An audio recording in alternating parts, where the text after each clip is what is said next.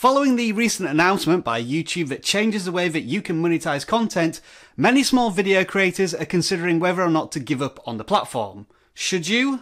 Well, only you can truly answer that question, but if you do, you'll be missing out on this.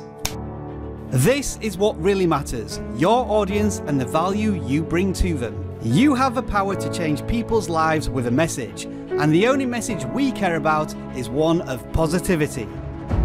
This is nothing more than a challenge. More than half of you agree with this.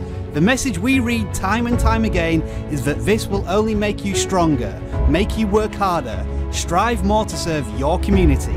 Here at vidIQ we can help you with the analytics, the metadata, the tools to help you spread your YouTube message. But the ultimate question is, are you committed to that message?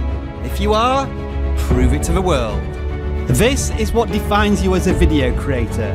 Do you give up at the first sign of adversity, or do you climb any mountain you see before you and achieve the goals only you can control? Don't ask what YouTube can do for you. Instead, answer what you can do for your audience.